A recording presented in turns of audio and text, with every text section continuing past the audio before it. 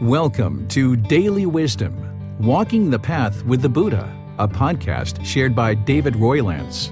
This podcast is dedicated to guiding you to completely eliminate the discontent mind and the suffering it causes by attaining enlightenment. Learn and practice the teachings of Gautama Buddha that will guide you to fully attain a peaceful, calm, serene, and content mind with joy. To support this podcast, visit patreon.com/support Buddha or visit buddhadailywisdom.com, where you will discover a full range of courses, retreats, and online learning resources to assist you on the path to enlightenment. Now, here's our teacher to share more.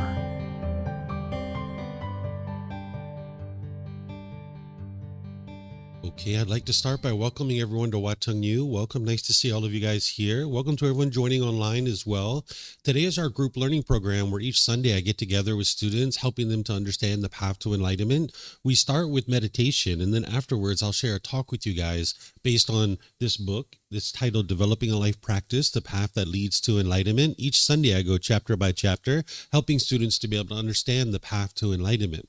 The individual who we refer to as the Buddha figured out 2,500 years ago how to get to enlightenment. What enlightenment is where the mind's completely peaceful, calm, serene, and content with joy. By the time you get to enlightenment, you'll no longer experience any discontent feelings. You will have eliminated all the causes and conditions that are producing things like anger, sadness, frustration, irritation, annoyance, guilt, shame, fear, stress, anxiety, loneliness, boredom, shyness, resentment. You can eliminate all of this from the mind by training the mind.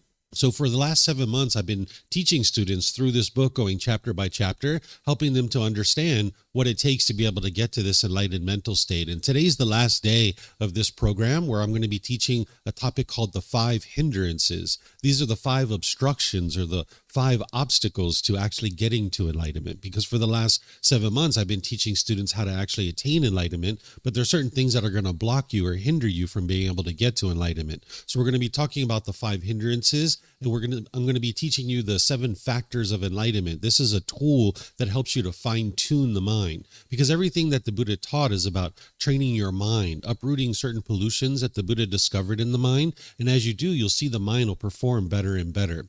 So I'm going to be sharing that after our meditation.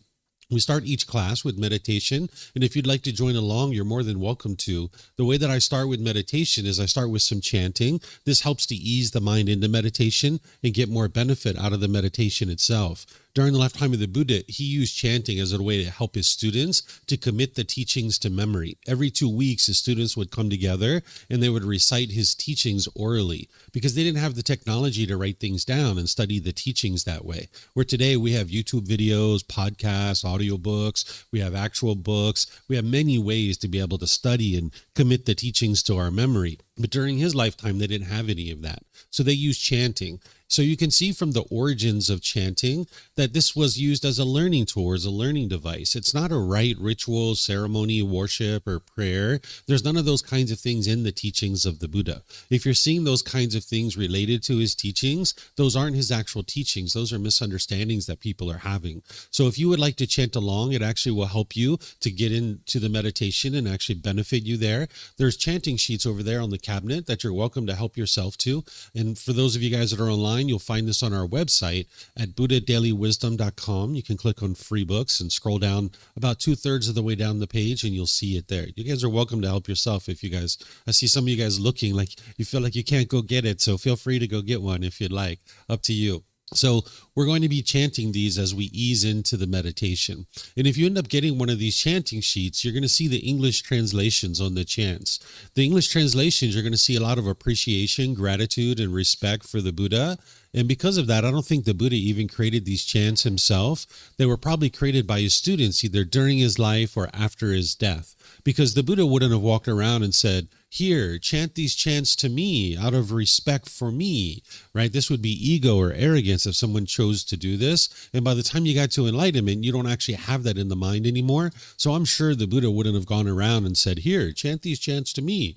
But if you learn from a teacher, how to move from anger, sadness, frustration, and all those other discontent feelings to the peaceful and joyful mental state that's enlightenment. And this teacher didn't want anything from you or expect anything from you. They were just helping you out of the kindness of their heart.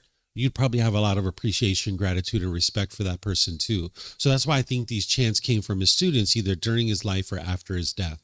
So we'll be chanting these on the way in.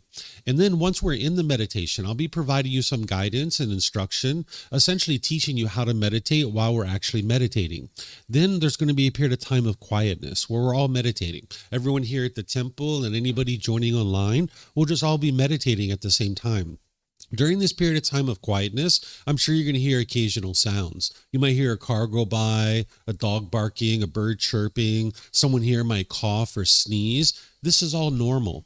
If you're in meditation with a craving for permanent silence, when you hear a sound, you'll cause your mind to be annoyed or frustrated. This is why you can eliminate your discontent feelings, because it's the mind itself that's actually causing them. The mind in the unenlightened state craves permanence, but you live in an impermanent world where things are constantly changing. So if you're in meditation, understanding that the world is impermanent and you hear a sound, you already understand that that's the way the world works. That's normal, that this sound is going to arise, it's going to change, and then it's going to fade away. And then after that period of time of quietness, we're going to come out of the meditation with some more chanting. And then that's where I'll start today's class, helping you guys to understand the 7 Factors of Enlightenment and the 5 Hindrances. This is part of the teachings that help you to be able to move your mind to this enlightened mental state. In terms of your body position for meditation, there's 4 positions that the Buddha taught: seated, lying, standing, and walking. And you would learn these different positions at different times as part of your journey to enlightenment. It's kind of like having a tool belt, and you use the different tools that you need at different times in order to be able to help you in your journey to enlightenment. You can learn these in various retreats and courses and things like that. But what I'll do is I'll give you guys just a little bit of guidance on the seated position, because this will kind of help you if you're maybe new to meditation, or if you'd like to find something that's more comfortable for yourself. I'll give you some suggestions or some ideas to consider. But just understand that there's not just one way to sit. You can sit however you like. If there's just one way to sit, that would be permanence, and we don't live in that world. All of our bodies are different, and we're going to find different things that are comfortable. So find whatever's comfortable for you.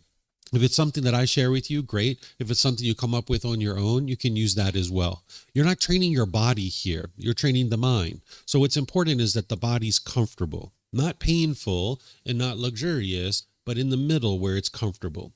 So you could be sitting on the floor, you could be sitting in a chair, maybe if you're at home, you're on a bench or a sofa or in a wheelchair. You can sit however you like. If you're on the floor, you might have some cushions under your rear. That's kind of going to help soften your seat a little bit. And if you're going to bring your legs together in the cross-leg position, you might just choose to do this lightly. Whereas if it's real tight, this can impede the circulation in the lower body and cause pain. Some people like to put their legs off the mat. This gets your hips up in the air, and it lessens the angle at the hips, the knees, and the ankles, allowing the circulation to flow. The Buddha put his right hand over his left with his thumbs together, and he put this into his lap. If this is comfortable for you, you could use it. But it's not about everyone doing it exactly the same way. Some people like to put their palms on their thighs or their knees. Some people put their palms up, and you might even decide to rest your hands comfortably in your lap. So you can put your hands and arms wherever you like. And the same thing's true for anybody who's in a chair or a bench or a sofa or in a wheelchair. You can also sit however you like. Some people like to put their feet flat on the floor or lightly cross at the ankles, but you can see me sitting in a chair here with my legs crossed. So this is an option for you as well. And then you can put your hands and arms wherever you like.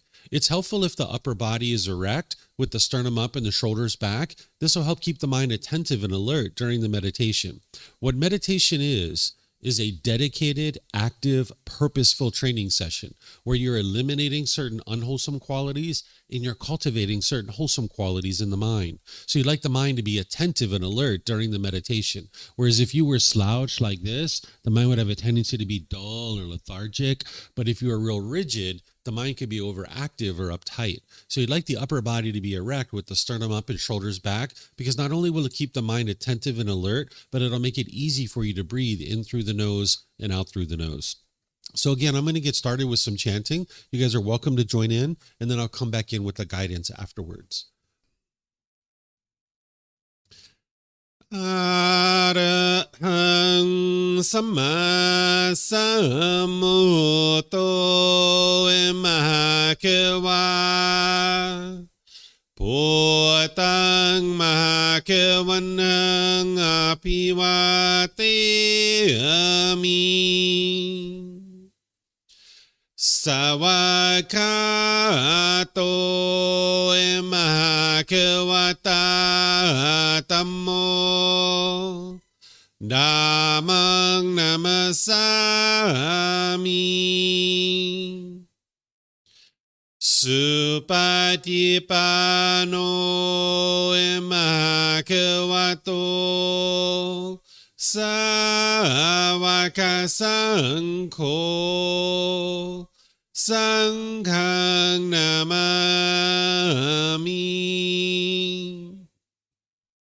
Namo rasa bhagavato Arahato sama sambuddhassa Namo rasa bhagavato Arahato sama sambuddhassa Namo rasa bhagavato Arahato sama sambuddhassa Iti piso emakewa Arahang sama sammuto Wicacaranang sammuno Sekatoro kawitu Anutero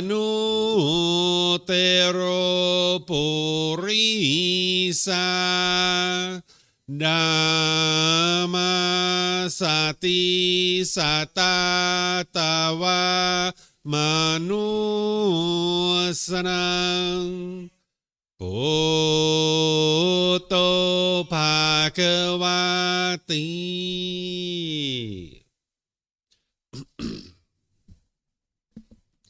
Okay, with the lower body and hands and arms comfortable, and the upper body erect. Just close the eyes and start breathing in through the nose and out through the nose. Here you're just looking to establish the breath. A nice, natural, steady, consistent breath. Not forced or controlled, just a gradual inhale through the nose, experiencing the full breath. And then whenever you're ready, exhale out through the nose. Breathing in and out.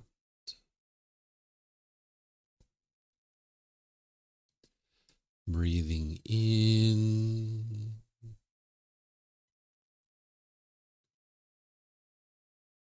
and out.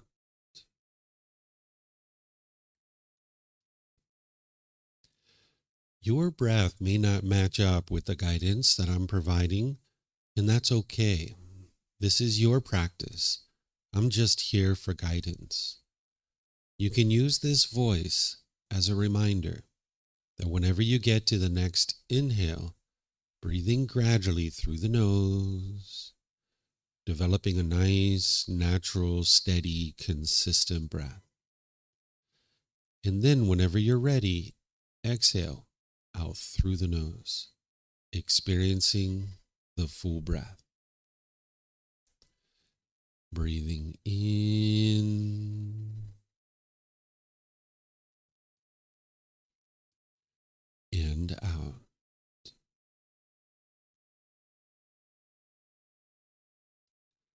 Breathing in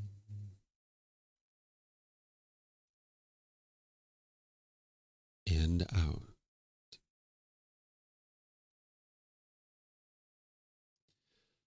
With the breath well established, start fixating the mind on the breath, either the sound of the breath coming into the nose or the sensation of air moving over the skin into the nose. The breath is the present moment. Fixate the mind on the breath, the present moment. Breathing in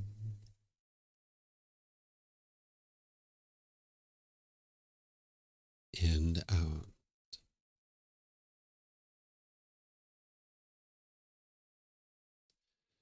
Breathing in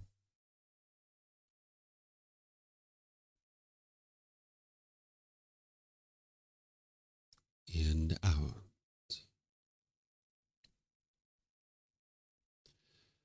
With the mind fixated on the breath, whenever you notice that it moves off the breath, cut that off, let it go, and come back to the breath, the present moment. No need to observe the thought, label it, judge it, analyze it, or even try to figure out where it's coming from. Whenever you notice that the mind is moved off the breath, cut that off, let it go, and come back to the breath, the present moment. Breathing in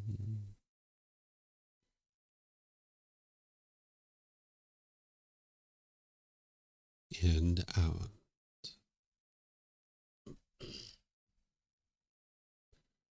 Breathing in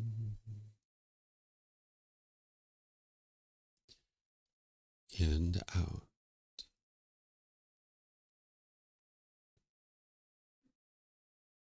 I'm going to be quiet now and let you do this work of focusing on the breath, cutting off and letting go anytime the mind moves off the breath.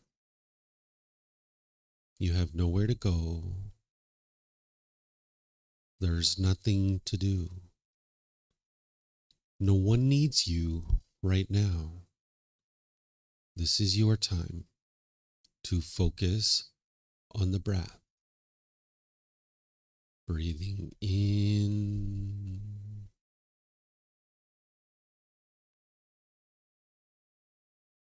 and out.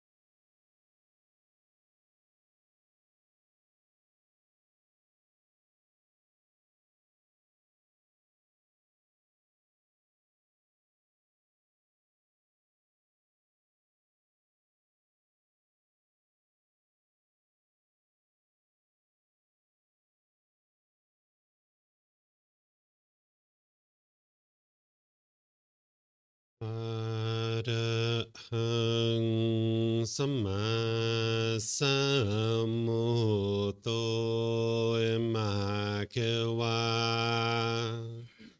Potang Makewanang Apiwate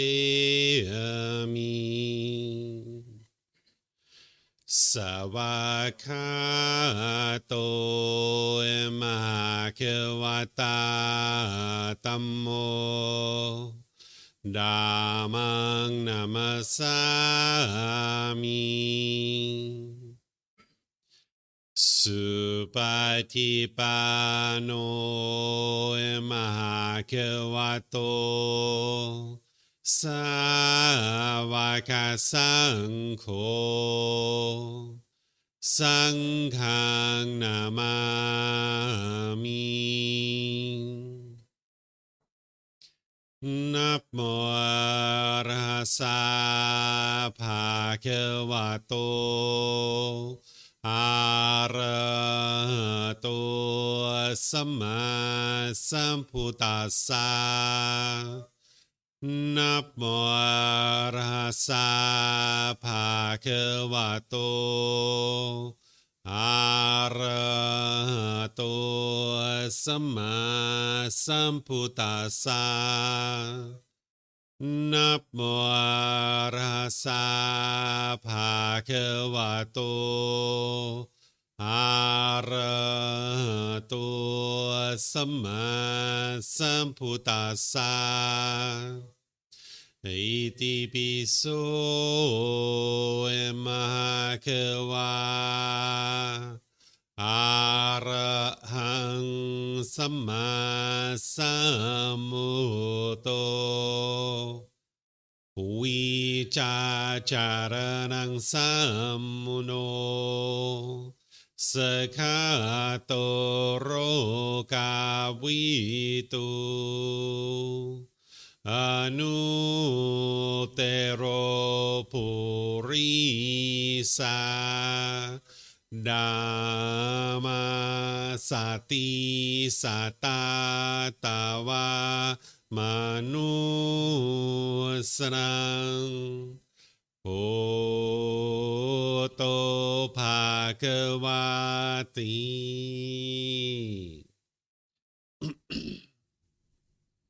Okay, if you guys would like to slowly make your way out of meditation. Once again, welcome to all of you guys. Nice to see everyone here at the temple. Welcome to everyone joining online as well. As I was mentioning at the beginning of class, the individual who we refer to as the Buddha figured out 2,500 years ago how to get to enlightenment. This meditation is part of that training, but it's not the only thing. You actually need other things besides meditation. One of the biggest myths about the life story of the Buddha is sometimes people think he sat under a tree, he meditated, and then he instantly got to enlightenment. This isn't actually true. It took him 6 years to be able to train his mind to get to enlightenment. And while this meditation is an important part of your journey in order to be able to train your mind to get to enlightenment, there's other things that you need to learn and understand and to be able to train your mind. It's just like we learned how to clean this body. We know how to brush our teeth. We know how to brush our hair. We know how to clip our fingernails and our toenails. We've learned all these different things about how to clean the body. There's multiple things that you need to learn in order to be able to clean the mind. Right now, if you're only cleaning the body, then you're not addressing this full being who you are. And if you walked around several days, weeks, or months, or years without cleaning this body, you'd feel very uncomfortable. The same thing is true about the mind. If you haven't learned how to clean the mind, and maybe none of us grew up learning how to clean our mind, then of course you have stress and anxiety and frustration and all these other feelings that are experienced. But by the time you train your mind to get to this enlightened mental state, you would have eliminated all of that. There are certain causes and conditions that are producing these discontent feelings. And the Buddha figured out what those are, and he figured out the tools and the techniques of how to eliminate them from the mind. And that's what his teachings share with you, is about how to actually eliminate the causes and conditions that are producing things like anger, sadness, frustration, and others. By the time you get to enlightenment, you won't experience those feelings anymore.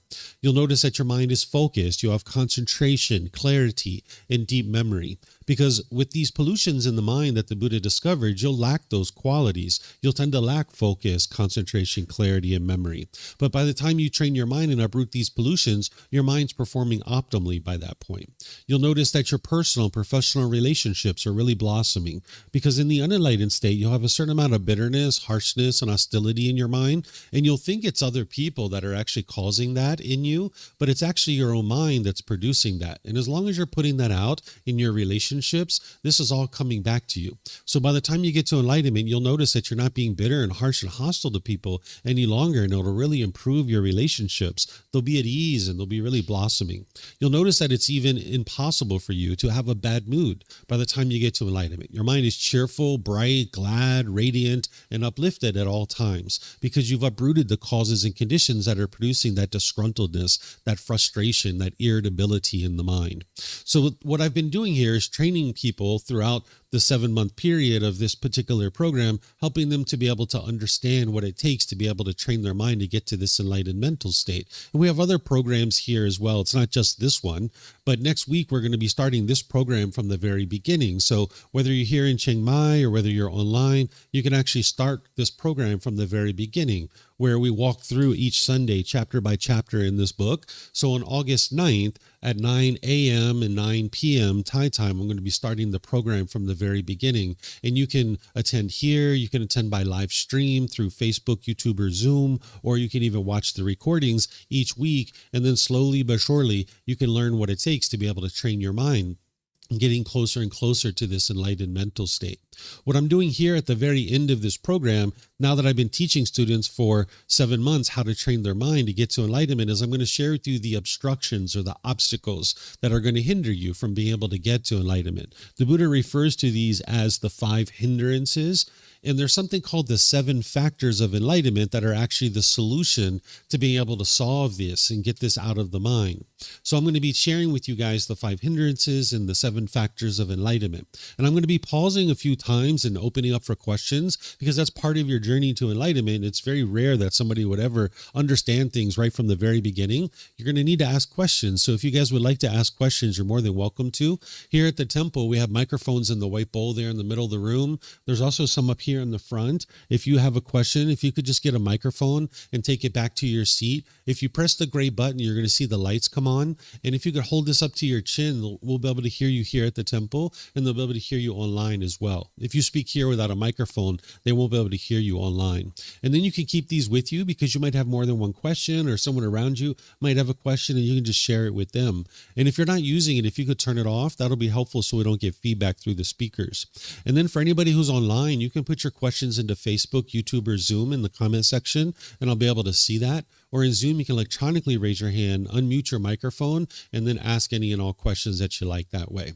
So everything that we do here is based on the original words of the Buddha. It's important for you, if you're interested in getting to enlightenment, is to study the original words of the Buddha.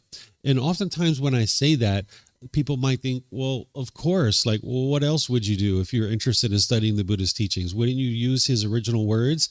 I realize that sounds very obvious, but in the world, there's very few people who actually study with the original words of the Buddha. There's about 500 million people in the world that consider themselves to be Buddhist. Very, very, very, very small percentage of them actually study with the original words of the Buddha. This is why we actually see so many misunderstandings in the world about the teachings of the Buddha. I've been to over 200 temples in my life, and I've only ever been to one temple that actually shares the original words of the Buddha. If you do the math on that, that's less than 1%. So it's very few people in the world that actually study with his original words. But if you're interested in getting to enlightenment, you're going to need to study with his original words. You wouldn't even be able to get to the first stage of enlightenment, let alone enlightenment itself, without studying with his original words. So everything that I do is I base it on the original words of the Buddha, and I make those teachings available to you through the books and all the other resources that I share, and it's all available to you at no cost. Any of these books that you see around, you can actually download them from free from our website. You can take it and go print it yourself if you like. You can get printed versions here by reimbursing us for the printing cost, and then we'll use those funds to purchase more books. Or you can order it on Amazon. If you have access to Amazon, you can order these books on there. So you can get access to his original teachings. But even when I'm teaching like this, I share with you the Buddha's words so you can see that what I'm teaching you, and you can build confidence that it's coming from the Buddha, that I'm not making anything up here. The way that the teachings of the Buddha work is that there's no belief in his teachings. You're not believing anything whatsoever. With belief, you don't know what's true or false. You're just believing it because somebody convinced you to believe it, or you convinced yourself to believe it. With belief, you're just maybe not understanding truly what's going on in the world because you haven't verified it for yourself. In order to be able to get to enlightenment, you need to cultivate wisdom. And in order to cultivate wisdom, you need to first understand something intellectually. You need to learn it, investigate it, and examine it. That's what you're doing with books and classes like this and things of that nature. You need to intellectually understand a certain teaching. But then you need to move something into reflection where you independently verify it based on your own experiences in life. You need to independently verify the teachings that are being shared with you. All the teachings of the Buddha can be independently verified. Then you would like to take those teachings and integrate them into your life to be able to practice the teachings. When you're practicing them and you're making decisions through the teachings, that's where the real transformation is occurring. And you'll see that the mind is gradually moving closer and closer to this enlightened mental state. Because sometimes we can understand something intellectually, but we don't actually make the decision in our life in that way. So for example, we might have grown up understanding that it's unwise to use drugs and alcohol, for example, and intellectually we might have understood that, but maybe we still have done it, or maybe we still do it. Maybe that's a decision that someone's making that they're not actually practicing in this way. So there's intellectual understanding, but then there's actually practicing and making a choice of how to actually do something in your life. And that's for you to decide. I'm not here to tell you what you should or shouldn't be doing, but if you're interested in getting to the peace and the joy of this enlightened mental state, the Buddha figured this out, and his teachings lead exactly where he said they do, to this peaceful and joyful mental state. And as you learn the teachings intellectually by investigating and examining them, you reflect on them to verify them, and then you practice his teachings, integrating them into your life, you'll see the truth for yourself that the mind's moving closer and closer to this peaceful and joyful mental state. Because you know what, when situations where you get angry or frustrated or irritated, and when you're experiencing those same situations and you've been training your mind with these teachings and your mind's not angry or frustrated anymore, you'll know that it's these teachings that are leading to that. So I'm going to share with you guys some of the words that the Buddha shares on these 5 hindrances so you can see that he actually taught them and that this is something that is part of his teachings. This is his words where he was talking about the 5 hindrances.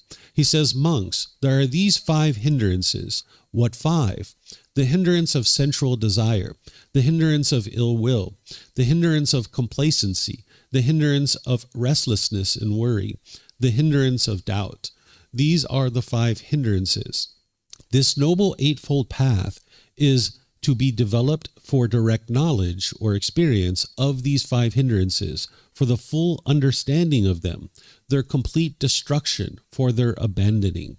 So there's a teaching called the Eightfold Path, which is the core central teaching of the Buddha that everything else plugs into. I'm going to be teaching this week, that Monday through Friday. I'm going to be teaching a course next week, which is called Foundation in the Path to Enlightenment. And Monday through Friday from 9 a.m. to 3 p.m. I'm going to be teaching here to be able to help you guys to understand the path to enlightenment. So if you guys would like to come to that, you're more than welcome. It's available to everyone. It's available at no cost. On Tuesday morning, I'm going to be teaching the Eightfold Path, because in order to be able to get to enlightenment, that is the path to enlightenment. You would need to learn that teaching inside and out, and that's helping you to train your mind to get to this enlightened mental state. So in terms of anything related to the path to enlightenment, it all comes back to the Eightfold Path, that's the core central teaching that a student would need to learn inside and out, backwards and forwards to really get started on the path to enlightenment. So the Eightfold Path is a solution to anything that's going on in the mind. It'll help you to clean up your mind and get to the point where the mind's experiencing enlightenment. But then there's other teachings that plug into this Eightfold Path that help you to be able to further train your mind. And there's other teachings where the Buddha talks about the 7 factors of enlightenment being a solution for the 5 hindrances. So when you see a teaching like this from the Buddha, it's important that you don't take it in isolation, that you understand the totality of his teachings. So while here he's saying that the 5 hindrances are solved by the Eightfold Path, you'll see other teachings from the Buddha where he says it's the 7 factors of enlightenment that solve the 5 hindrances. So he kind of approaches it from different angles, right? So yes, the Eightfold Path is something that I've taught in this program in order to be able to help people understand how to get to enlightenment. But today what I'm going to do is I'm going to teach you the 7 factors of enlightenment, because it's not something that I've taught yet as part of this program. But first, let's just kind of talk a little bit about what the 5 hindrances are before we talk about the solution, which is the 7 factors of enlightenment. The 5 hindrances have similarities to something that's called the 10 fetters. The 10 fetters are 10 individual pollutions that the Buddha discovered in the mind, and he figured out how to uproot them. Ultimately, that's what's keeping the mind in the unenlightened state. The reason why we call them fetters is because during the lifetime of the Buddha, if you were someone that they were trying to keep confined to a certain area, they would attach a fetter around your ankle. What a fetter is a shackle and a chain and a ball, and they would keep you out in a field. Where today we put those types of individuals in a jail cell or in a prison cell, and they stay confined to a certain area so they're not causing harm to others. Where during the lifetime of the Buddha, they would just attach a fetter around your ankle. So when the Buddha discovers these pollutions in the mind and how it's keeping the mind trapped in the unenlightened state, he calls them fetters, because it's keeping the mind confined or trapped in the continuous experience of having anger and sadness and frustration and all these feelings over and over and over again. But just like the prisoner, if you release the shackle off their ankle, they're now free. They can roam about the world. The same thing is true with your mind, that if you release these 10 fetters out of the mind, it's now free. That's why we call it liberation. When you get to enlightenment, the mind is now liberated. It's now free. So the 5 hindrances have some similarities to the 10 fetters, but the 10 fetters are the deepest level of detail that the Buddha shares about these pollutions. It's through learning and practicing the Eightfold Path that's going to actually eliminate the 10 fetters. But then you also are going to need the 7 factors of enlightenment to fine-tune the mind, where the Eightfold Path is kind of like if you were creating a sculpture and you had a piece of wood, you would probably get out a hatchet or an axe and start chucking off big chunks of wood at the beginning. But then after you do that for a while, you would start using finer tools to go in and kind of fine-tune the sculpture, maybe to put the eyelashes in or the wrinkles around the eyes or something like this. You would use a really fine kind of tool. The same thing is true. The Eightfold Path is kind of like painting with a broad brush, or the big hatchet, the axe, that's kind of like chucking off big chunks of wood. The 7 factors of enlightenment are kind of the fine tool to go in and fine tune the mind. So that's what you're going to be able to learn today about how to fine tune the mind. The name here, 7 factors of enlightenment, sometimes people think it's the 7 criteria to determine whether or not you actually have gotten to enlightenment or not.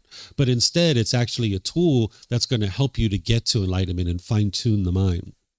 The Buddha's teachings oftentimes point to each other. He kind of has this layered approach in his teachings. So for example, like there's something called the 3 universal truths, the 4 noble truths, the Eightfold Path, the 5 precepts. These are all kind of interlaid and kind of layered together. So you'll see that not only with these teachings, but with the 10 fetters and the 5 hindrances as well. So if you're experiencing struggles or impediments on the path to enlightenment, you can look at the 5 hindrances and see what is it that's hindering you from being able to move forward on the path. Because you'll see from the condition of your mind how you're moving closer and closer to this path to enlightenment.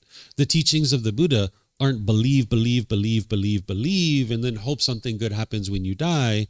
It's about learning, growing, and developing in this life, doing this inner work, this inner growth, this inner development, so you can see the progress that you're making in this life.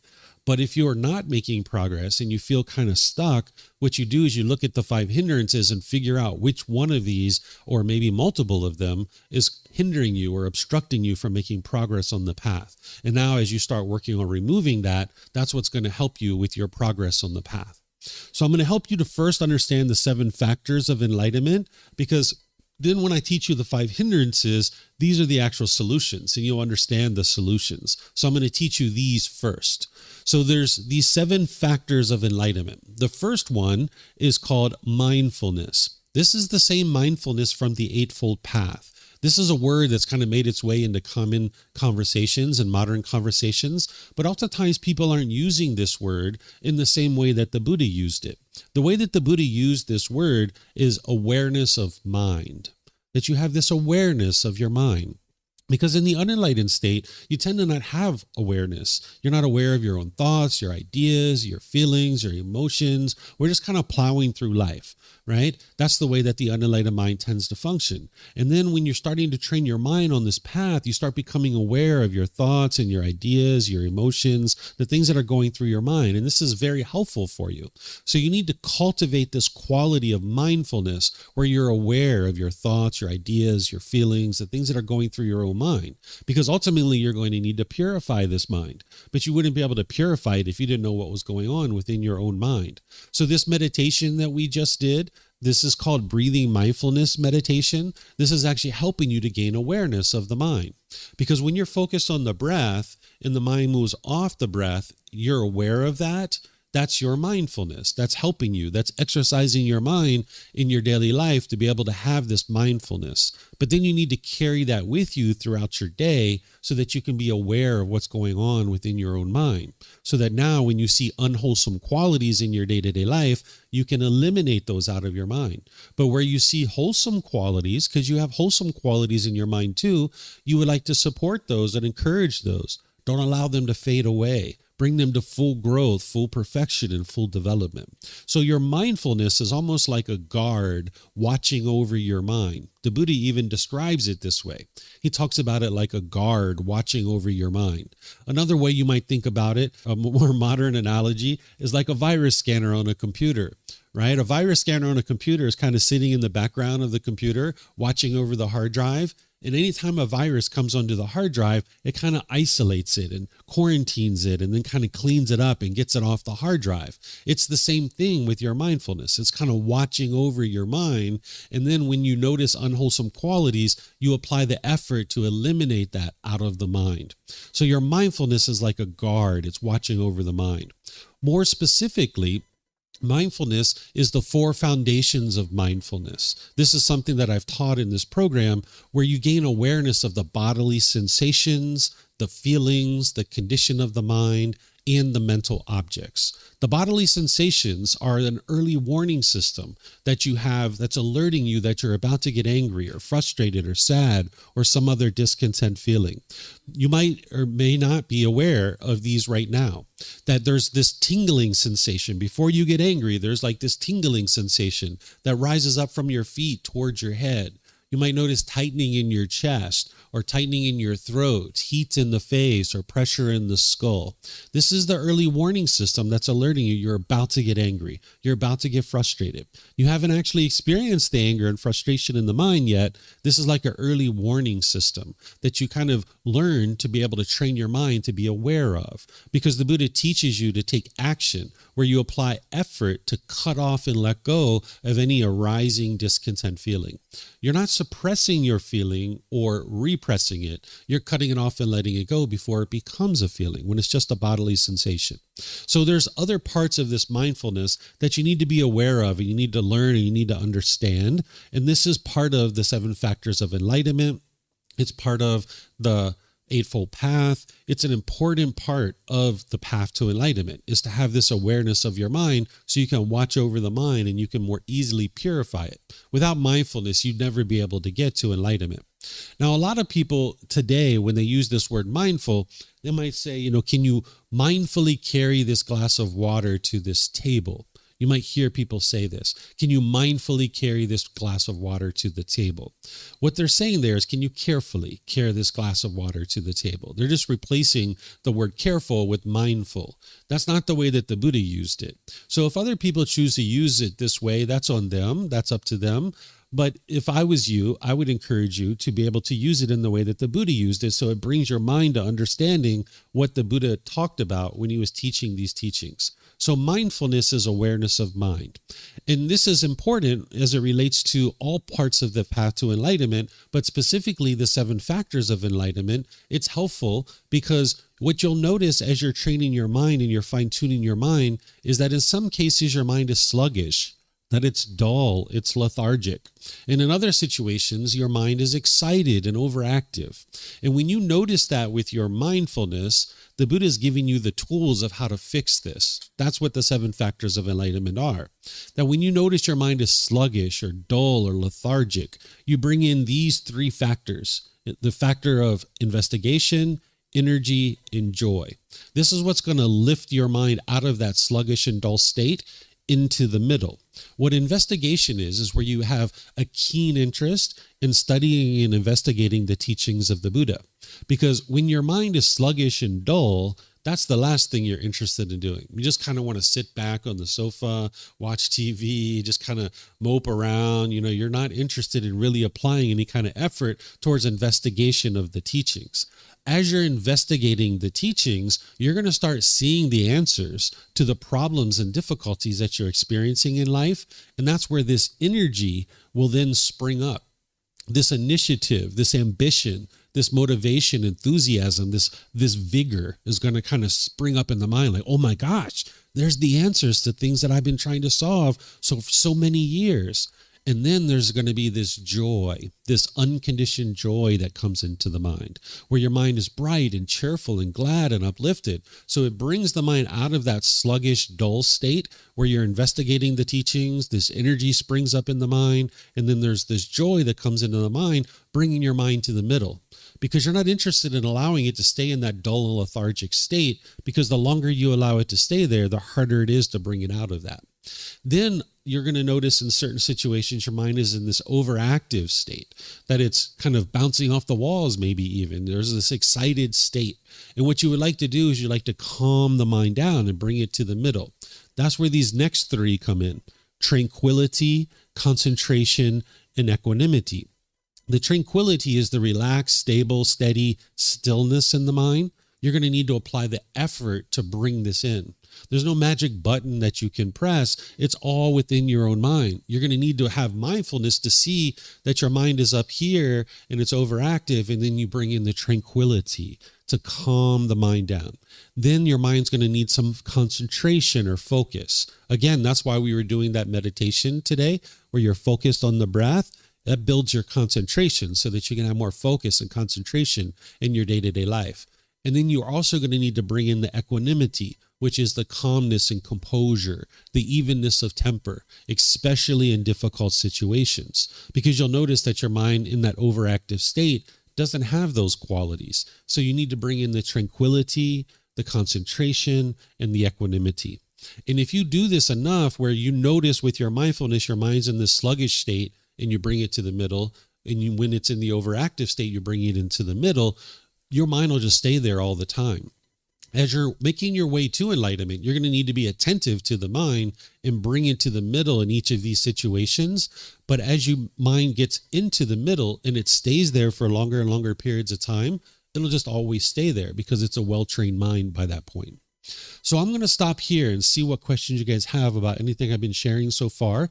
Remember, we have the microphones there in the white bowl. We have some up here as well. If you'd like to ask questions, let me know. Yes, if you would like to get a microphone. For those of you guys online, you can put your questions into Facebook, YouTube, or Zoom, or you can raise your hand in Zoom and ask any questions that you like by unmuting your microphone. So yes, ma'am, you have a question? There you go. It's on. It's on? Okay. Sorry. For mindfulness, I like how you had mentioned the anger, like you're able to feel it from like the bottom of your feet going up. When you say cut it off, like, so in that way, is it that we do experience it, or we at least like compartmentalize it, or we just completely like, we feel it and we let it go, like we don't say anything at all? What you would like to learn how to do, and the mind doesn't do this out of the box, and it can oftentimes take several months and several years to even build up to this, is that you notice the bodily sensation that the anger or whatever discontent feeling, shyness, resentment, stress, anxiety, even boredom and loneliness, all these feelings are going to have bodily sensations. You would like to catch it before it becomes a feeling.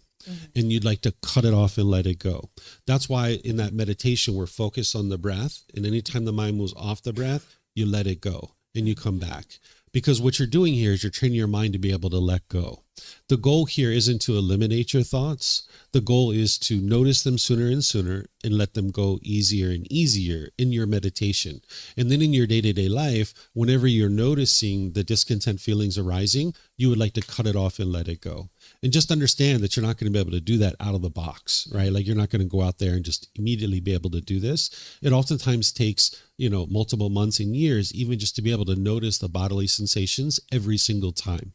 And then you build this internal mechanism in your mind through the meditation to be able to cut off and let go, cut off and let go. You also practice generosity, where you're giving and sharing with other people. This also trains your mind to let go, so that now in your day-to-day life, let's just say you're checking into an airport and you think that you're leaving in about an hour, and they're like, "Oh, I'm so sorry, ma'am, you can't check in now. Your flight's delayed. You're not leaving for 3 hours." And you notice your anger coming up, instead of being hostile and bitter to the airline company because they're not causing that, it's your own mind.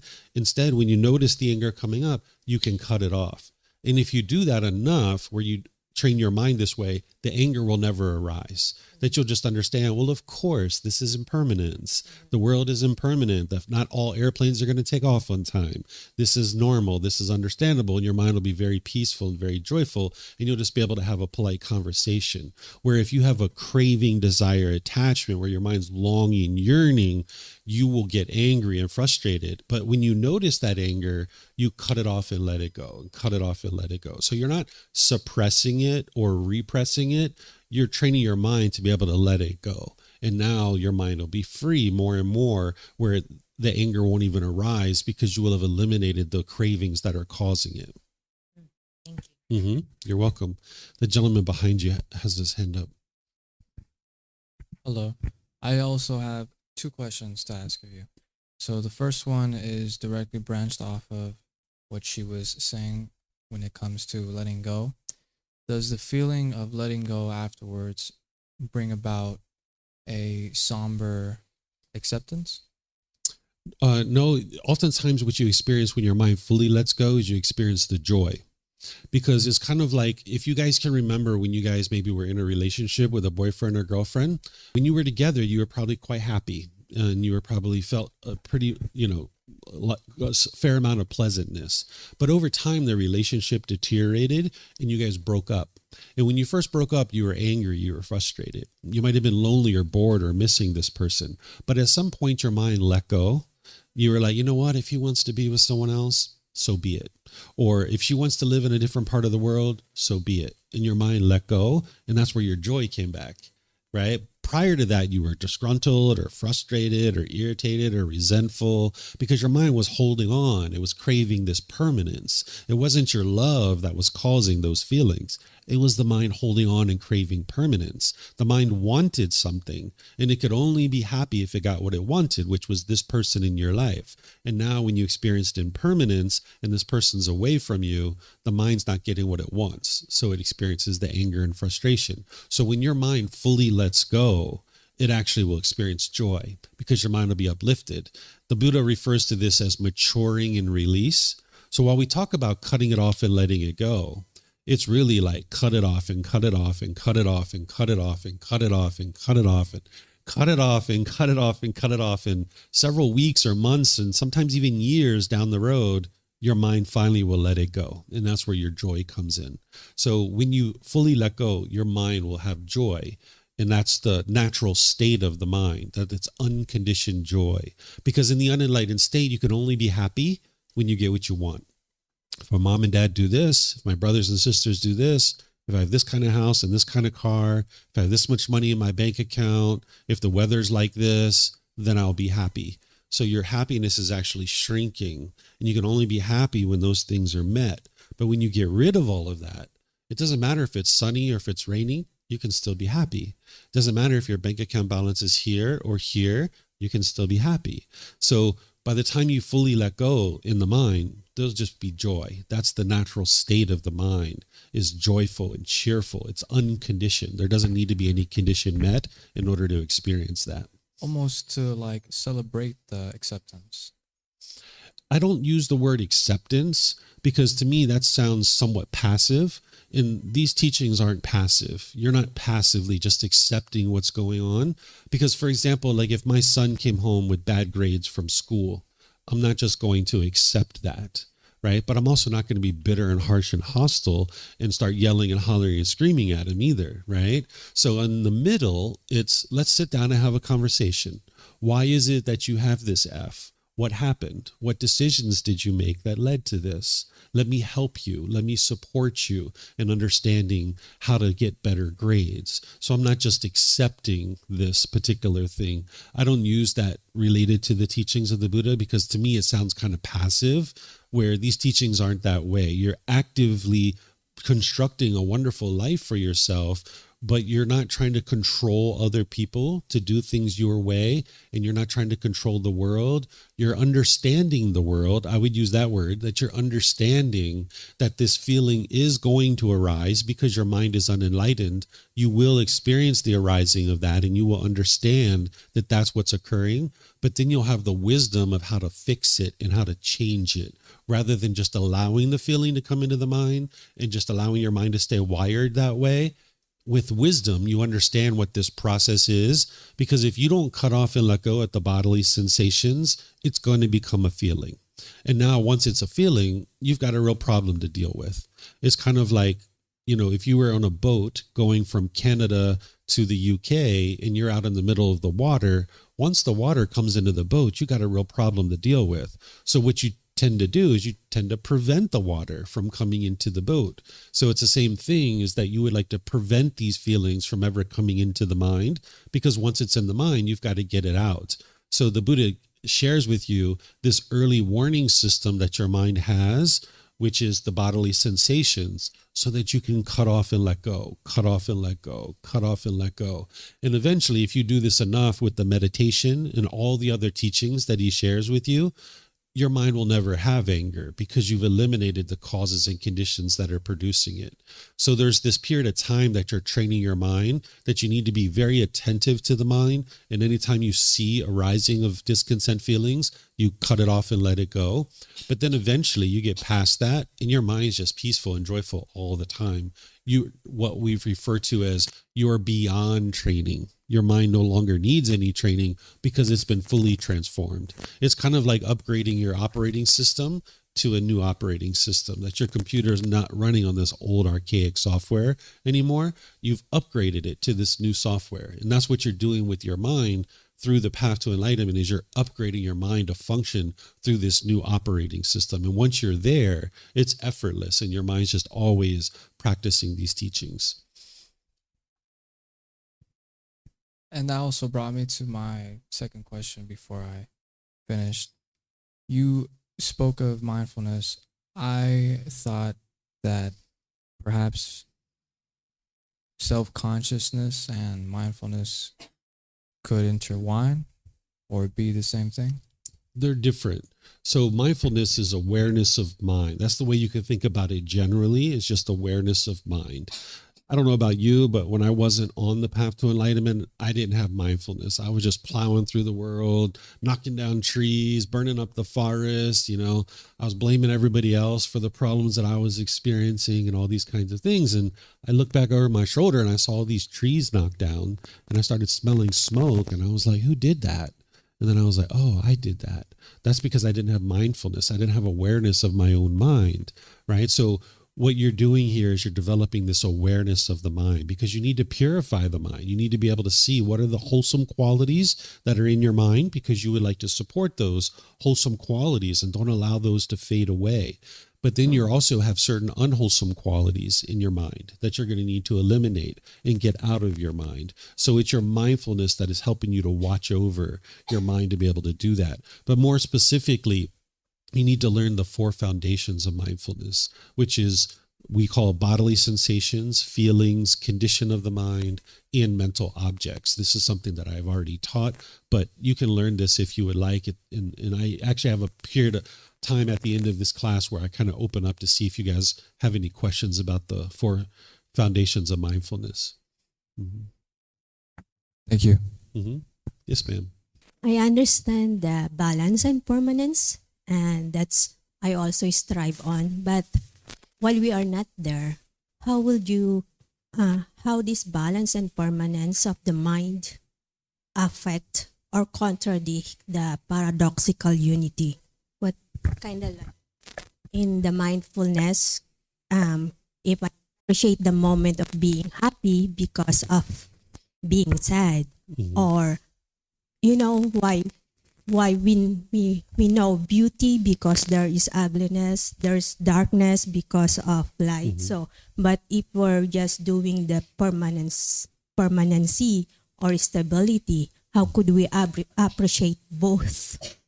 The way that you appreciate it is that you've already experienced enough heartache and misery and grief and sorrow and sadness. You've already experienced plenty of that in your life. So now, as you train your mind to get to the peacefulness and the joy, you will fully appreciate that, because your mind will just be like that 1 year, 2 years, 3 years, 4 years, just continuously. Your mind will always be cheerful, bright, glad, and uplifted. And you will appreciate that because you will have already known what it's like to experience sadness and sorrow. You don't have to keep experiencing sadness and sorrow the rest of your life in order to appreciate the mental state of enlightenment where your mind's peaceful and joyful permanently. All right. So what I'm going to do now is I'm going to share with you guys the 5 hindrances. These are going to be solutions for these 5 hindrances. So the first one is called sensual desire. Whenever we talk about craving, desire, attachment in the mind, this is a core teaching of the Buddha. This is what we're typically referring to, which is sensual desire. This is the mind longing, yearning through the senses. So let me explain to you what the mind does here, because what the Buddha is essentially doing is he's giving you an instruction manual to this being who you are. You know, everything in the world has an instruction manual pretty much now. I have a pitcher of water on my desk at home. It probably came with an instruction manual of how to use that pitcher of water, because it's one of those ones that has like a little push button on the top. Pretty much everything has an instruction manual, but nobody gave you an instruction manual to this being who you are to help you understand how this being functions. But the Buddha did. The Buddha explains what's going on and why you experience the things that you experience, and then you can make decisions to transform that and change that. So what sensual desire is where the mind is longing, yearning through the senses, the eyes, the ears, the nose, the tongue, the body, and then the mind itself. It's longing, yearning for agreeable contact. And when it gets agreeable contact, it gets pleasant feelings like happiness, excitement, elation, thrill, exhilaration, or euphoria. But when the mind experiences disagreeable contact through the sense spaces, it experiences painful feelings like anger, sadness, frustration, and others. So I'll give you guys some examples so you know what I'm talking about here. Let's just say you're at a stoplight in a car and you hear some music coming from the car next to you. And this is music that you particularly like, and you listen to this music and you're like, oh my gosh, that's my jam. All right, let's go. Come on, party, party, party. You're so happy and excited because you're getting this agreeable contact through the ear. There's a certain sound that's coming into the ear, and now the mind finds that agreeable, so it's getting all these pleasant feelings, right? That's from your sensual desire. But now you pull up to the next traffic light and you hear a different type of music. Someone else has played this other type of music, and you don't listen to this music. You see this as disagreeable. And now you're grumpy and you're frustrated. This is because of your sensual desire. The mind is craving permanently agreeable contact. And you're not going to experience that because you live in an impermanent world. Some sounds you hear are going to be agreeable to you, and other sounds you hear are going to be disagreeable. This is the nature of the world. But because of the mind's sensual desire, it wants and craves permanently agreeable contact. And it can only be happy when it gets what it wants. When you're not getting what you want, then the mind experiences some painful feeling like anger, sadness, frustration, and others. This is what you experience in the unenlightened state. Another example, let's use the nose. Let's say you're walking down the street and you walk past a flower shop and you get an odor coming out of the flower shop and you smell it and you're like, oh my gosh, that is the best smell ever. I could stand here all day and smell that. That smells amazing. This is agreeable to you. So you get all these pleasant feelings. But then you walk a few more steps and you get a whiff of the sewer. And now you're repulsed by that. Ugh, That is horrible. Why don't they cover that up? Who put that there, right? There's no need to be angry or frustrated in that situation. It's just an impermanent situation. That's all it is.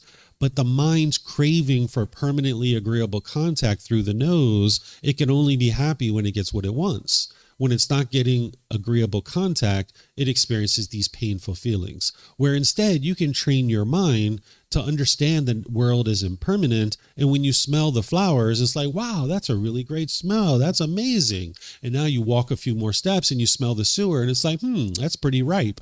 Let me keep walking. Right? No need to get frustrated or angry about it. It's just an impermanent situation.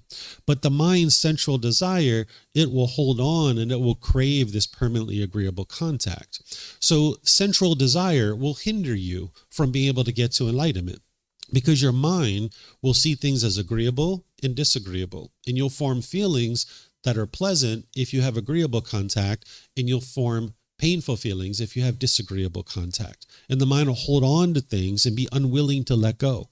So for example, let's just say I was somebody who drinks a glass of wine every night, and I drink this glass of wine and I have this certain flavor that comes through my tongue that I'm like, wow, that's just such a great flavor. And I get all these pleasant feelings from this flavor of the wine touching my tongue every night.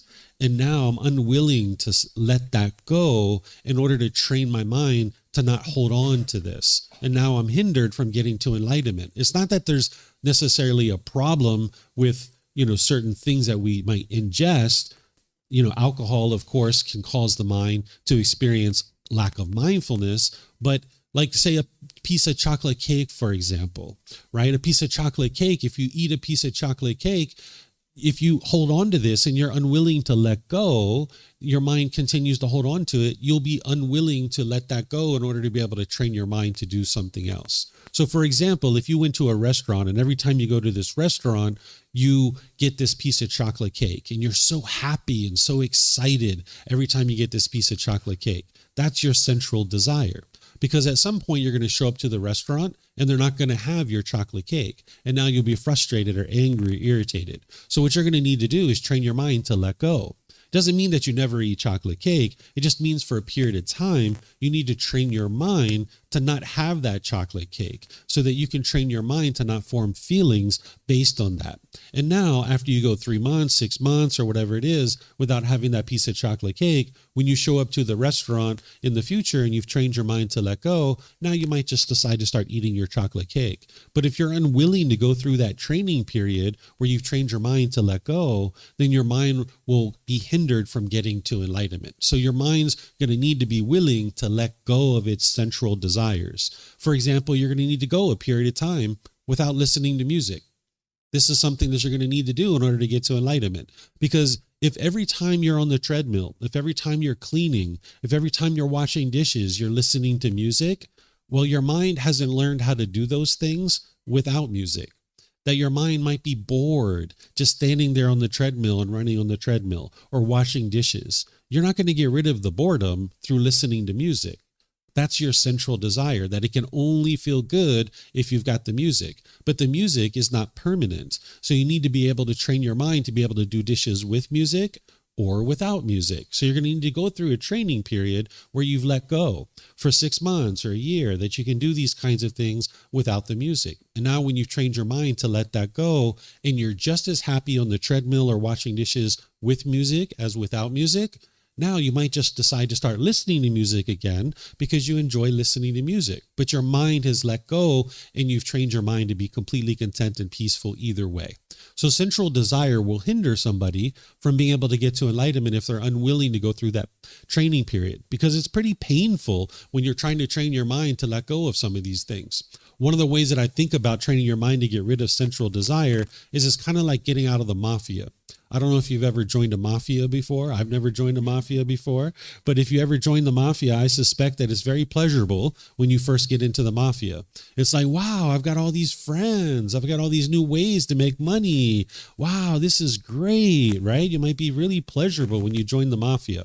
But when you get out of the mafia, it's painful, right? You're not going to be able to walk out of the mafia very easily, right? It's the same thing. that if you've been listening to music while you're washing dishes for many, many, many, many years, and you get all this pleasantness, well, when you start choosing to not listen to music while you're washing dishes, it's going to be very painful. You're going to be bored. You're going to experience loneliness and stuff like this. But you're not going to get rid of that by continuing to listen to the music. You need to train your mind to be able to do that by just doing it without listening to the music. So it can be very painful as you're walking away from the central desire. As your mind is getting what it wants with its central desire, it gets those pleasant feelings. But when it's not getting what it wants, it will get painful feelings. And when those painful feelings are arising, you can notice this ill will that will come up in the mind. The ill will is the bitterness, the hostility, the resentment, the aggression, the frustration, irritation, or annoyance. The mind in the unenlightened state firmly believes that it's other people that are causing these feelings. You might think it's your parents or your brothers and sisters or your life partner, your children, your boss, your coworkers that are causing you to experience these feelings. But it's actually your central desire that's causing it. And when your mind's getting what it wants, it's getting that agreeable contact through your senses, you'll experience the pleasantness. But when you're not getting what you want, when you're having disagreeable contact, this ill will come up in the mind. This is the bitterness, the harshness, and hostility. And because the mind firmly believes that it's the outside world that's causing these feelings, what you tend to do is you'll tend to push people away. You might have done this where you've pushed away friends or family out of your life, thinking that they are the ones who are causing your problems. This is called aversion, where you push away a person or a situation thinking that that's going to solve your problems. But you can see that that didn't solve the problem because you still get angry or frustrated or irritated. If they were the true cause of your problem, when you push them out of your life, you would be peaceful and joyful from that point forward.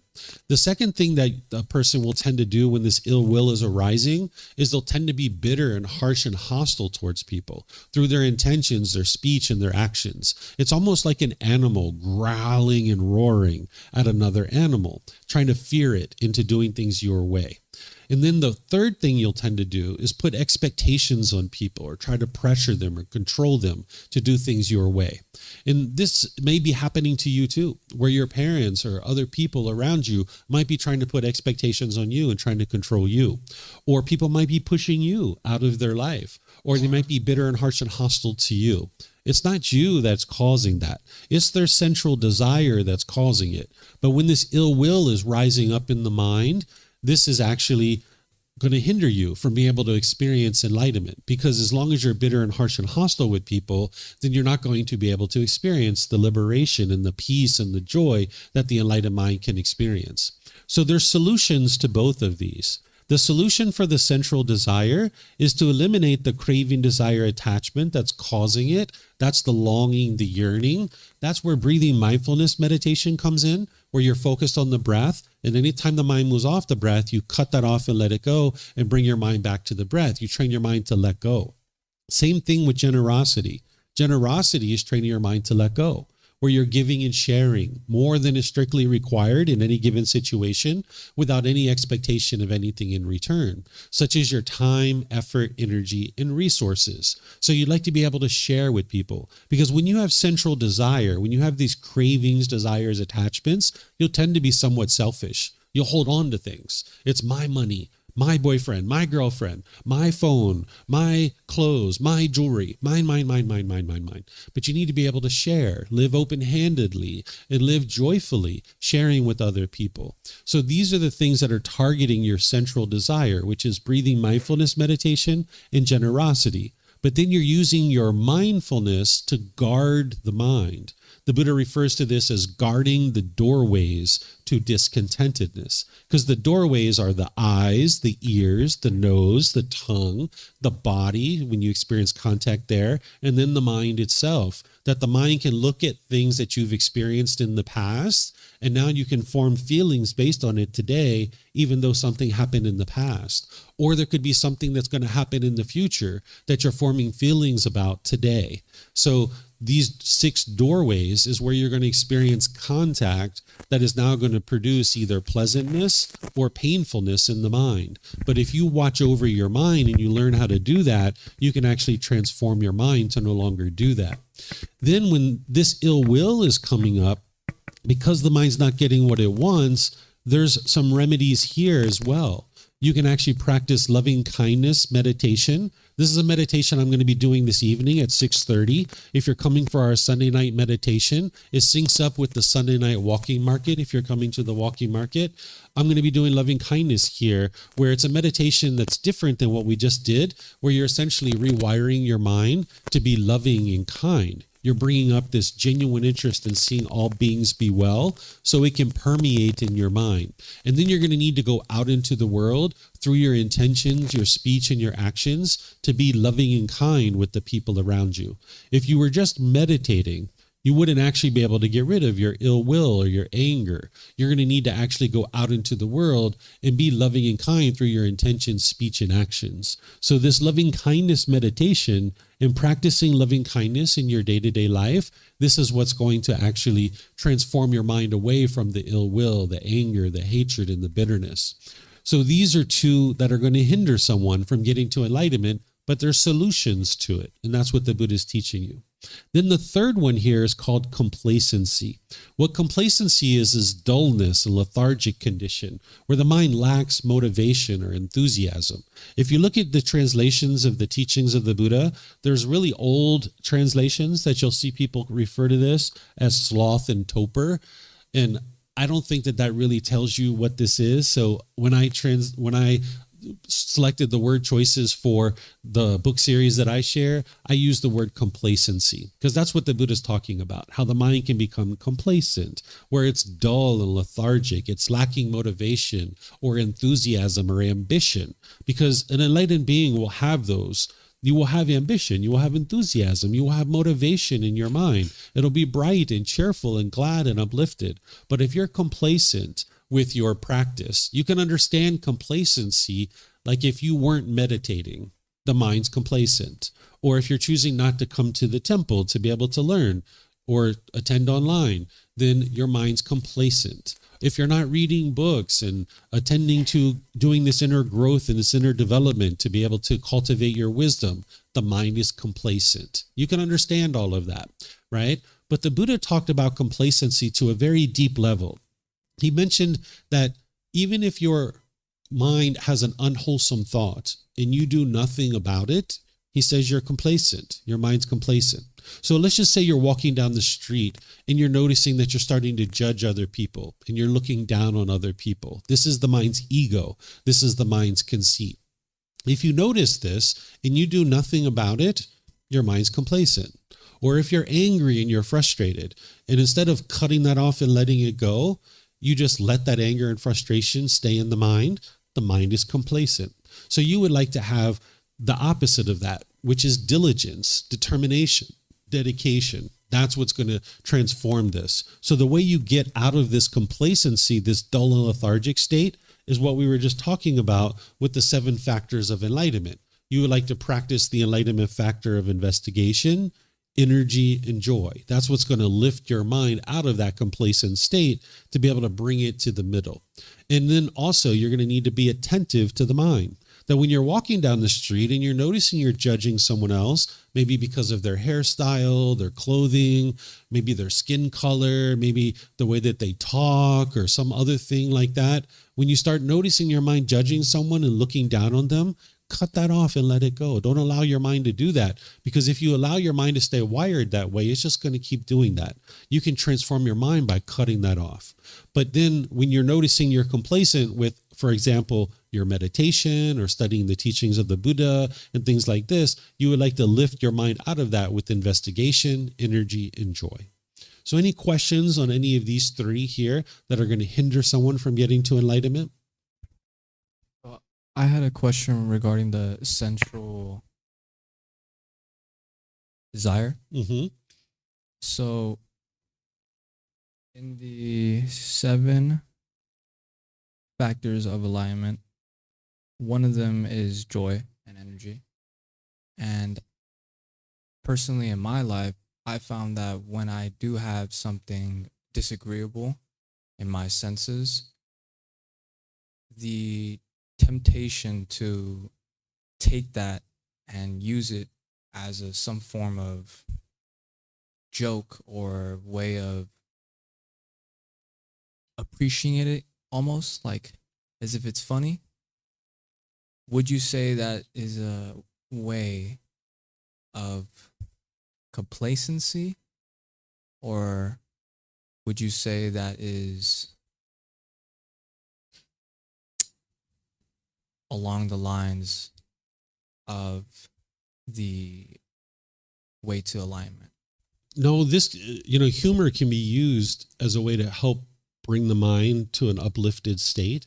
Like using this example of the flowers, right? You walk past the flower shop and you smell a really wonderful smell, and then you walk a few more steps and you smell the sewer. If you just started laughing about it, that could actually be helpful for you. So your mind doesn't go the opposite direction, which is the disgruntledness and frustration. That's what you're not interested in allowing the mind to do. So this kind of thing can actually be helpful. It's redirecting the mind away from this disagreeable odor, and instead just laughing and having a good time with almost like using the irony to appreciate the good sensual agreeable. It's kind of like, oh my gosh, there's that impermanence again. Right. Oh wow, that's really ripe. That's really strong. Hey guys, why don't we just keep walking? This is a good idea, right? You can just laugh about it and laugh it off, right? Like brush it off, rather than allowing your mind to dwell in it and now being angry and frustrated. Yeah. Mm-hmm. Thank you. You're welcome. Okay. All right, so now let's go to the next two. There's restlessness and worry. This is like an overactive mind. Some people might even refer to this as anxiety. If you're experiencing this can actually hinder the mind from getting to enlightenment, where there's this restless state of mind, or you're worried about your own unskillful conduct. Because as you're making your way to enlightenment, you're going to have plenty of missteps. Sometimes when people come and they learn the teachings of the Buddha and they learn about what is wise and unwise, they really worry about their own unwise decisions. But you're going to have plenty of missteps between now and enlightenment. You're going to trip over your feet many, many, many, many times. So if you were worried every single time you experience this unskillful conduct, it's going to hinder you from getting to enlightenment. Instead, you need to just look at that situation, figure out what mistakes that you made, what were the missteps, learn from that, cultivate wisdom, and then aim to do better next time. That's what you need to be able to do. But sometimes the mind will, drift into this worry, and then it'll become restless, where there's this anxiety in the mind. So you need to be able to eliminate any kind of restlessness and worry, where you're not allowing the mind to be in that anxious, overactive state, and you're not worried about the things that you're doing that are unwise, because you're going to have plenty of missteps along the way. The way that you solve that is with the tranquility, concentration, and equanimity. So with your mindfulness, when you see your mind is in that overactive state, you would like to bring in that calmness, that composure, the focus, the concentration, the stillness and peacefulness. And where you see your mind's going into that worry, like, oh my gosh, I talked to my mom with that harsh words. Oh, I feel so miserable. Why did I do that? Instead, just cut that off and be like, man, I didn't have a good conversation with mom. I'd like to do this better, and now you kind of look at the teachings of the Buddha. Maybe you talk to your teacher, you get some guidance, you get some help, and now you can actually aim to do better next time, instead of beating yourself up and feeling guilty and shameful about the things that you've done that were unwise. Use it as an opportunity to motivate you to learn more wisdom and improve. Then there's something called doubt. What doubt is where you have doubt about the teachings of the Buddha and the ability of them to actually attain enlightenment. People oftentimes have doubt when they come to the path to enlightenment. I know I had doubt. I had plenty of doubt when you come to the path, because how could you ever have confidence in something, which is the opposite of doubt, if you don't even know what it is, right? When you first come to the path to enlightenment, how could you ever have confidence in the teachings of the Buddha? But if you have doubt, it's normal. It's something that's going to hinder you from getting to enlightenment. You're going to need to overcome that doubt. And the way you overcome your doubt is you actually investigate the teachings. By investigating the teachings of the Buddha, by examining them, you will learn more and more that they're true, because you will intellectually understand them. You will reflect on them to verify whether they're true or false. And then as you practice them and you see the condition of your mind in your life gradually improving, you'll get to a point where you have no doubt. you will know that these teachings are absolutely leading to your enlightenment. You won't be enlightened yet by the time you eliminate your doubt, but you'll be well on your way because you'll have seen the transformation to your mind. So people oftentimes have doubt about the Buddha and whether this person even existed or not. They can have doubt about his teachings. They can have doubt about the community that you're part of and the ability of this community to be able to help you and support you in your journey to enlightenment. You can have doubt about your teacher. This is a big one that people oftentimes have doubt about their own teacher, or you could have doubt about yourself and your own ability to get to enlightenment. People might be like, I can't do it. Other people can do it, but I can't do it, right? So you would like to get rid of that doubt. And the way that you do it is you harness this doubt. This is what I encourage people to do.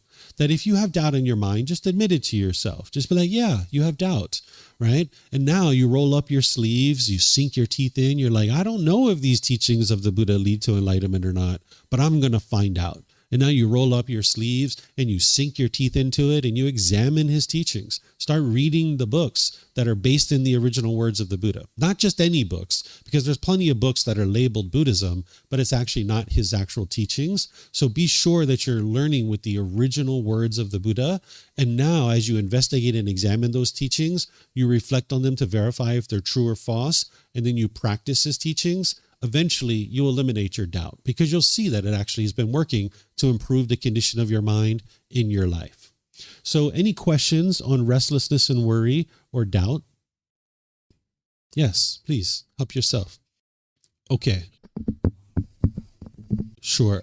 I'm going to repeat that for you because the mic wasn't on for the people online. The question was, how do I get rid of the worry, right? Because the mind's anxious. Okay. So remember now, I'm all the way at the end of this program, the very last class, where I'm helping people to understand the obstacles, the things that you're asking about. That's what I teach at the beginning of the program. So on next Sunday, I will start the beginning of the program. If you would like to learn each Sunday, little by little, you could. Or if you're going to be around this week, or if you'd like to learn online, I'll be teaching people this week. Because what you need to learn is the Eightfold Path. That's what I'm going to teach on Tuesday morning in this program. That's the complete plan that's going to teach you how to get rid of that anxiety. It's not just a 3-minute or 5-minute conversation. It's going to take me 2.5 hours to teach the entire Eightfold Path. And then you're going to need to revisit that multiple times. You need to be able to be dedicated to your own growth and your own development so you can get away from that, because otherwise your complacency will set in. This is a very common hindrance. There's oftentimes plenty of people that come here. Like this room is full today. It's oftentimes fuller, right? We'll have 80 people here. There'll be people coming in and they can't even get into the room and it'll be completely full. But the number of you that actually decide to take these teachings seriously and take your life seriously and actually do the work to transform your mind, it's usually a very small amount, right? So sometimes people will ask me questions. How do I get a better relationship with my mom and dad? Or how can I do this? Or how can I do that? How can I eliminate my worry? And I share with you, it's in the Eightfold Path. You need to study the Eightfold Path. But then people just get up and they leave. They never actually take the time to actually study. They're not hurting me. It's not causing me any harm. But for themselves, their mind is complacent. So it's great that you asked this question. But if you really are going to get the help, you need to be able to choose to step forward to actually do the work. And you're going to need to learn either on Tuesday morning, if you like, or from one of our videos or our podcast or from our book or any of these other things. You can actually learn how to do this, but it's not going to be a 3 or 5 minute type of answer, unfortunately. It'd be nice if it was that easy, but it's just not. You have a question? You spoke of, I believe when you spoke about the doubt, I took it as harnessing it as a source of strength and using it to completely eliminate complacency. Yes. Would you say that's along the lines of the Eightfold Path? Yeah, the reason why someone is complacent is because of the central desire. The mind's holding on. It's like, no, because here's the thing, is that the unenlightened mind craves permanence. It does not like impermanence, right? That's another way to say it. The mind craves permanence. It craves that permanently agreeable contact. But another way to say it is that the mind does not like impermanence. It doesn't like change. Well, the very first thing that someone learns on the path to enlightenment is you've got to change. The mind doesn't like that, right? The mind just wants to stay where it's at. It doesn't really want to do this work. And that's where you've got to build up this determination, this dedication, and this diligence, where you look at the mind almost like a 3-year-old child that's throwing a temper tantrum. And the adult in the room, the person, needs to look at the mind and be like, hey, dude, you need some training. And your mind's going to be like, nah, I'm just going to keep doing what I'm doing. Because the mind doesn't really want to do the work. So you really need to get rid of that complacency by eliminating the central desire, because the mind will hold on to things. So all of this, the Buddha teaches this in a certain sequence, in a certain order for a reason, because here the central desire is going to produce the ill will, and it's going to produce the complacency. And then the mind's going to have this restlessness and worry. And then there's this doubt that's there. And now what you do is you investigate the teachings, and it works backwards, right? By investigating the teachings, you eliminate your doubts, you eliminate your restlessness and worry, you've eliminated your complacency, you're eliminating your ill will, and you eliminate your central desire, right? So the Buddha's teachings do this where it'll go down and then it'll come back out. So the central desire is causing the mind to continue to have ill will, continue to have complacency, continue to have restlessness and worry, and continue to have doubts. But by investigating the teachings, you'll get rid of your doubt, you'll get rid of the restlessness and worry, you get rid of the complacency, the ill will, and the central desire. So this is what you need to understand, is there's going to need to be change. You can't keep doing the same things you're doing now and expect to get to peace and joy. You're going to need to put in the effort and the work to transform your mind. But the beauty about this is it's a permanent solution, right? It's kind of like if you were at the bottom of a mountain and you were looking at a big mountain, it's like, man, that's a tall mountain. I don't know if I can climb that mountain.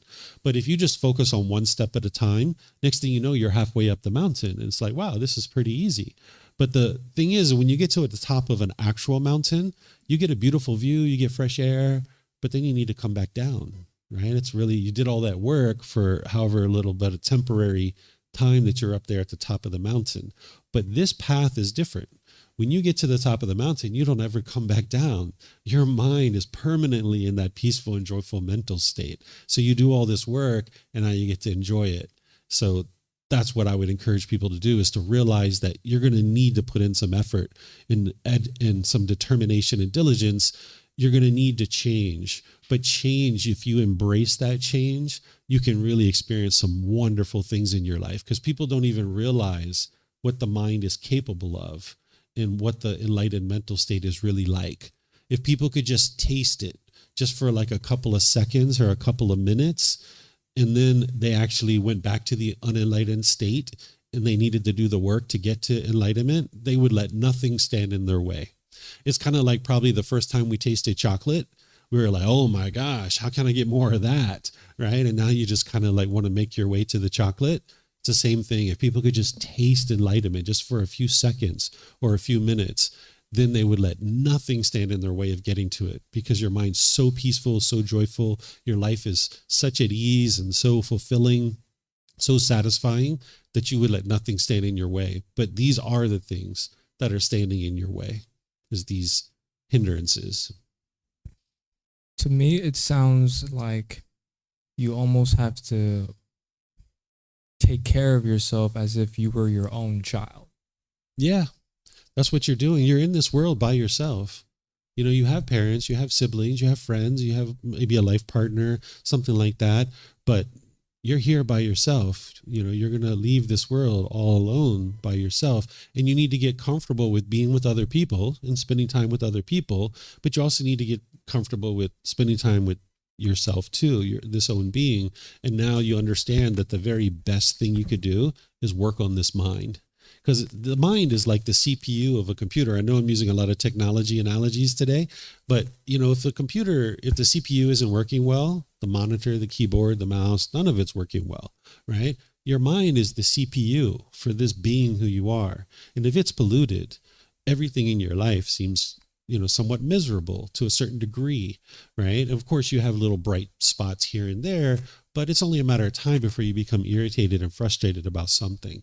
But there's this better way of life out there that the Buddha taught that people are unaware of, The Thai people are aware of it. That's why they have Buddhism, on every street corner, pretty much. There's a temple. So the Thai people are well aware of it. And this is why there's a lot of peacefulness and joy here in this country. But the Thai people don't go out into the world and try to force or convince other people to understand the world in the way that the Buddha's teachings teach them.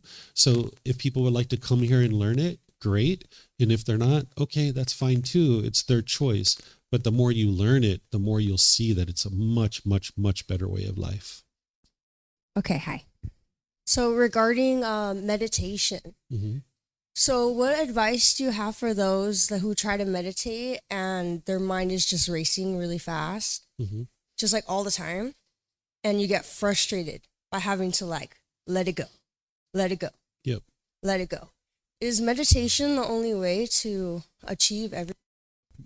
You need meditation. You wouldn't be able to get to enlightenment without meditation, but you need more than just meditation. There's much more. That's why there's 8 factors on the path. The reason why you're frustrated in your meditation is you're craving for it to be different. That's the mind's longing, yearning. You want this, but you're getting this. That's the whole underlying problem. So you need to understand that every single meditation, no matter how busy your mind is, it's beneficial for you. It's helpful for you. But what people will tend to do is they will judge their meditation as being a good meditation or a bad meditation. And now there's like a downward spiral because you're just constantly judging your meditation and it never meets your expectations. But that's what the unenlightened mind's doing with everything else too. They want their mom and dad to be like this, but they're like this. And now they're angry and frustrated because they're not meeting their expectations. Or they want their boss to do this, but their boss is doing this and it's not meeting their expectations. So now with meditation, that's what someone will do is they'll have a certain expectation and it's not meeting their expectations. So as soon as you lay that line of this is what I expect, it's going to sometimes meet that, but sometimes it's going to fall short because of impermanence. So you got to get rid of any expectations of how your meditation should or shouldn't be. Just do it. Just do it. And understand your mind's going to be busy. Even as an enlightened being, you're going to experience thoughts during your meditation. The difference is in the unenlightened state, you're going to experience a bombardment of thoughts. It's going to be like thought, thought, thought, thought, thought, thought, thought, thought, thought, thought. Or you'll have a thought, you'll look at it, you'll play with it, you'll indulge in it. You'll be like 2 or 3 minutes down the road. You're like, oh yeah, that's right. I'm meditating. Let me bring my mind back. So that's what you'll experience in the unenlightened state. In the enlightened mental state, you'll still have a thought, but you'll notice it right away. You'll cut it off and let it go. And then there'll be quietness and stillness for about 30 seconds, maybe upwards of a minute, perhaps, where the mind's quiet and still. So the goal isn't to eliminate your thoughts. You can't eliminate your thoughts. If anybody comes out of meditation and they're like, oh my gosh, I eliminated all my thoughts. Well, how did you know that? Because in meditation, you had the thought that you eliminated your thoughts. So how did you eliminate your thoughts? It's not possible for you because you will have a thought. Even having the thought, I eliminated my thoughts, is a thought.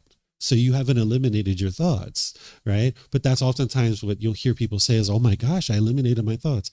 They didn't eliminate their thoughts, right? So that's not your goal. Your goal is to notice it sooner and sooner and cut it off and let it go easier and easier. Don't have any expectations of what your meditation should or shouldn't be. Just stay committed to it. The next thing I'll share with you is if you have a very busy mind, one of the things you can do is walking meditation.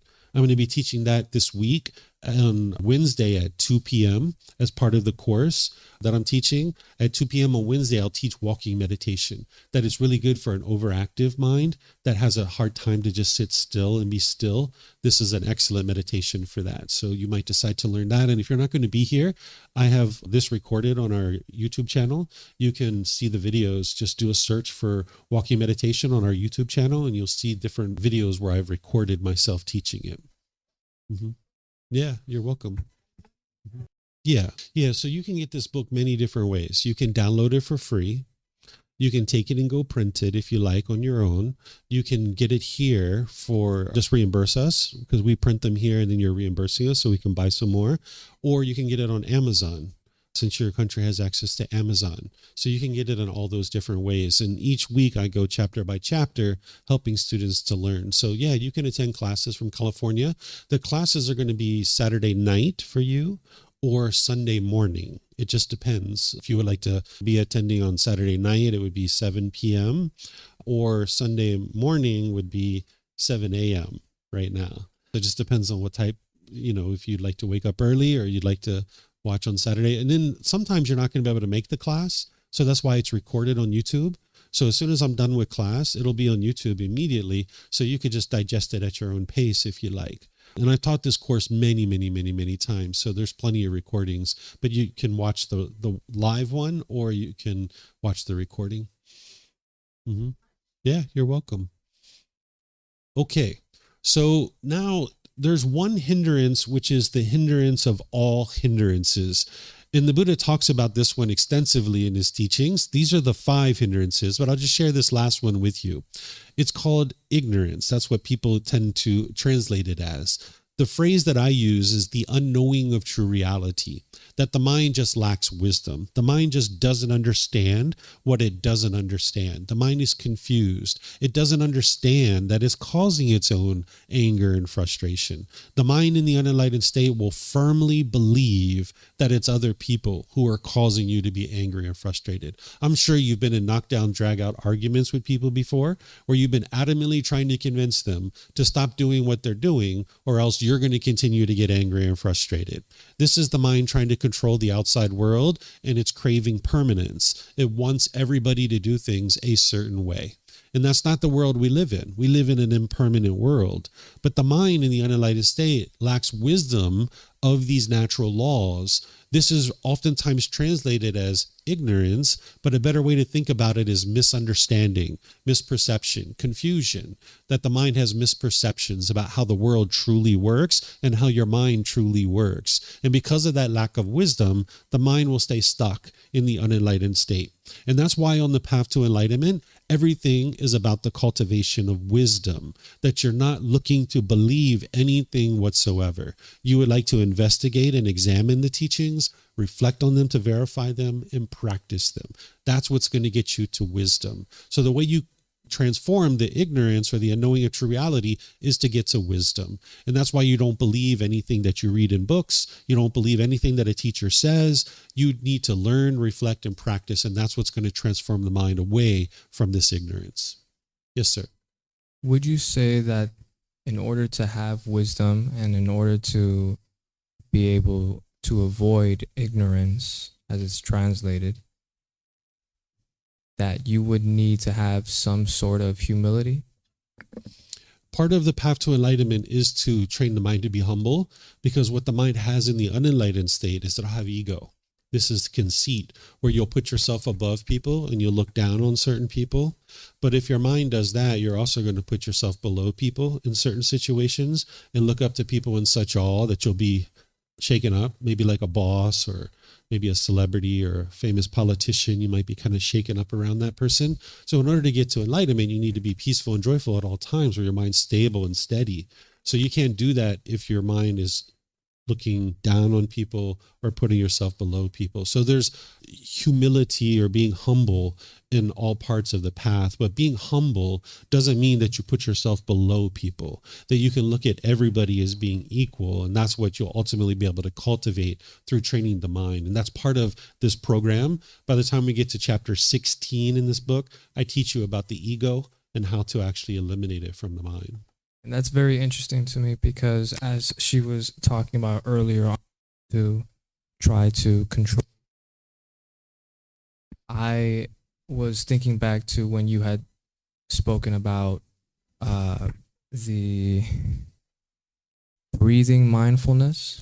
Mm-hmm. And I continued to think and came up with the assumption that perhaps the best way to be humble and to be mindful as much as possible every day is to be willing to give that to other people, to be mindful to other people and for other people. Would you say that's along the lines of the Eightfold Path? The mindfulness is your mindfulness. You're not being mindful of other people. That's the mind thinking that the word mindful is careful. Mindfulness is all within your own mind, that you're becoming aware of what's going on in your own mind, your own thoughts, ideas, and feelings. It's all within your own mind. Thank you. Mm-hmm. You're welcome. Okay, so I'm going to end class here by thanking all of you guys for joining. Thank you for your interest to learn and understand the teachings of the Buddha. And since this is the last class of this kind of Sunday classes that I've been doing, we're going to be restarting next week. I'd also like to take a moment to thank anybody here and anybody who's online, anybody who's watching this through the recording, to say thank you for any generosity that you might have practiced in order to be able to help me to be able to share these teachings. There's people that come here to the temple, that clean the temple. There's people who donate some funds to allow us to be able to pay for lights and water and things like this, and people that support us to be able to share these teachings. We never have an expectation that people would do that, but at the end of a program like this, I'd like to just take a moment to say thank you to anybody who shared any generosity in any way to be able to help us to be able to share these teachings with you. So thank you very much for anything you've done to be able to help us to be able to share these teachings with you and with other people throughout the world. What I'm going to be doing tonight at 9 o'clock is I'm going to be sharing the same talk at 9 p.m. I do it twice a day because there's people right now in Europe, for example, that are sleeping, that can't attend the live class. So I do it twice a day so that no matter where you are in the world, you can attend a live class. And then at 6:30 tonight, I'm going to be doing loving kindness meditation. So you guys are welcome to come for that if you guys would like. It's a different type of meditation than this, and it actually targets that ill will that's in the mind, the anger, the hostility, the bitterness. Because as long as you're putting that out, it's just going to keep coming back to you in your relationships. And then all next week, as you heard me share, I'm going to be teaching the Foundation and the Path to Enlightenment course. You'll find all these details and others on our bulletin board over there. You'll also find it on our website as well, so you can check buddhadailywisdom.com. You're also welcome to come talk with me, and I'll get you plugged in to the things that you need to be able to help you. So have a very lovely and wonderful rest of your day, whatever you do. Take care and be well. Sawadee Kap. Thank you for listening to this podcast. To provide support for this podcast, visit patreon.com/support Buddha. To access more teachings, visit buddhadailywisdom.com. There, you will discover a full range of courses, retreats, and online resources to assist you on the path to enlightenment. Remember to establish a daily, consistent meditation practice, along with learning and practicing these teachings. A well-developed meditation practice is the foundation in which to train the mind to attain enlightenment.